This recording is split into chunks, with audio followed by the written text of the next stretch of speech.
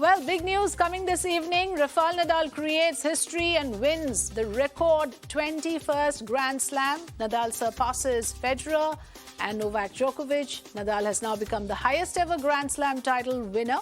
He wins epic 5-set thriller, beating second-seeded Medvedev in a 5-set thriller earlier this evening. All right, joining us today to talk about this is none other than well-known sports commentator Charu Sharma. Very good evening, Charu. I want to know your first reaction to this. We were all expecting, big news to come on Nadal, and here it is. Well, either way, it would have been big news. Yes. Either Nadal was stopped at 20 Yes. or, of course, he'd made 21. So I will like to say that this is absolutely epic. It was a mesmerizing, epic final. You feel sorry for Medvedev, but how blessed is Nadal? Because there was this debate for a very long time. Is it Federer? Is it going to be Djokovic later? Or will it be Nadal who'll get to 21? He was the last man standing in epic final, a thoroughly deserving final to get to 21. And I suppose, at least for now, he will end the debate about who is the greatest of them all.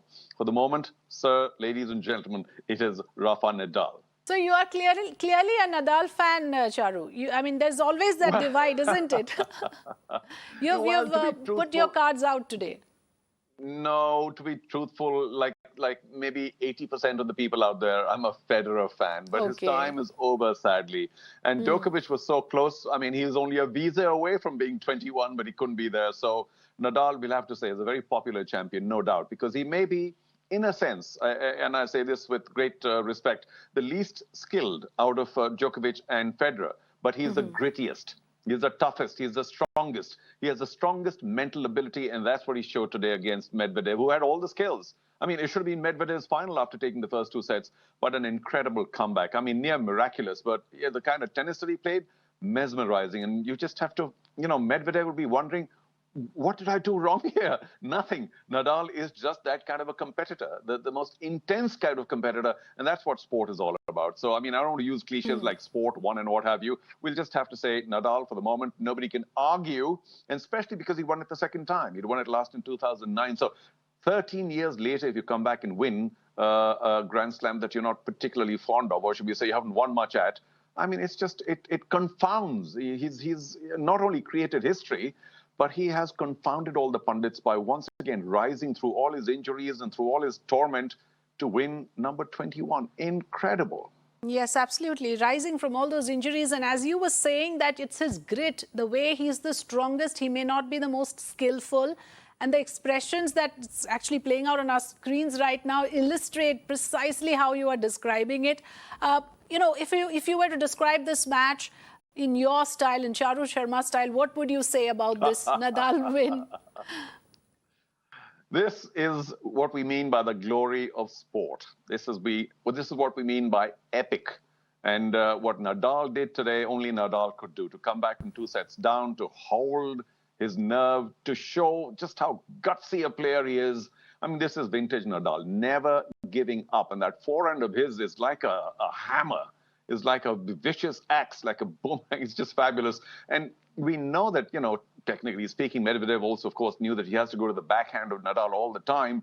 But every once in a while, you have to go to that forehand. And when you do, oh, gosh, he's merciless. I would really like to describe this win by Nadal as not only number 21, and as I've just tweeted, I said, all rise in the court of Rafa Nadal, because he has been supreme, number 1.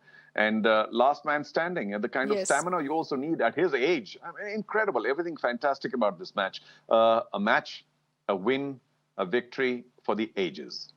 Charu Sharma, you have the gift of the gab, and you've just said it so beautifully and so articulate, and some of the things that you said, of course, resonates very strongly with all of us, except that we don't have the same, capability to put it. I don't want to let you go simply because, everyone back in the newsroom has a lot of questions as well. But I want to ask you about Medvedev. It would be unfair not to talk about him for a bit, isn't it?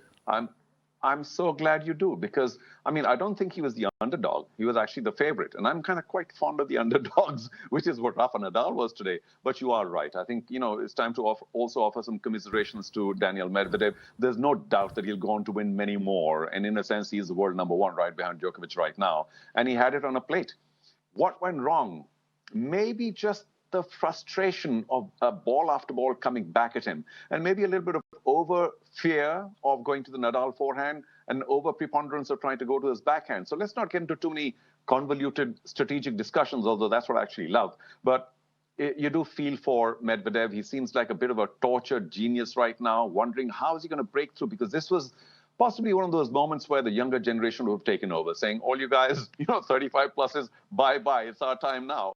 But Nadal has extended the time of the three greats. And once again, you feel that the new generation, what are they lacking? Are they lacking just a bit of hunger? Because they are fabulously talented. They all hit the ball so hard. And Medvedev will just have to lick his wounds and say, well, I stopped Djokovic last time. I couldn't stop Nadal, so maybe I'm not that perfect player that I thought I was. He'll have to think of his new strategies, certainly mentally. He'll have to work on himself again. Nobody likes to get beaten by somebody much older than you in a match that had so much significance. Right. Yes, absolutely. I was not one of those fortunate people who could sit and watch the match, but I could clearly see that you must have thoroughly enjoyed the game.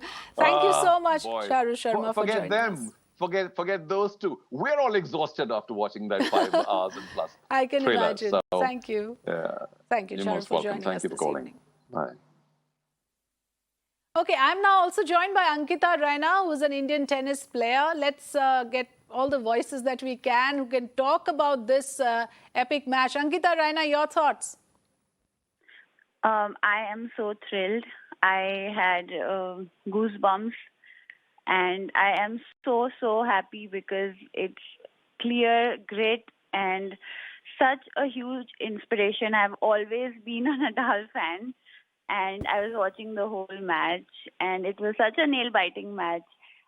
But till the end, I knew that even like when it was 4-2 and 5-3, I knew in the fifth set, I knew that Medvedev, he's such a fighter, and even like the whole tournament, these 2 weeks, even the previous match, he was 2 sets down and he fought back from there. So till the end, till the match would be over, I knew that anything could happen.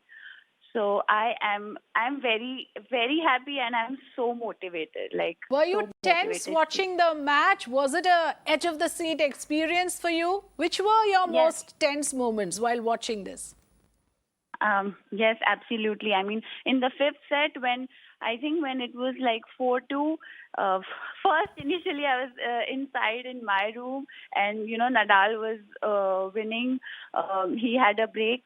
When he broke Medvedev's serve, and then I think I came into the living room, and then he lost the game, and I was like, no, I need to just be at one place, because he was, you get superstitious. He was winning.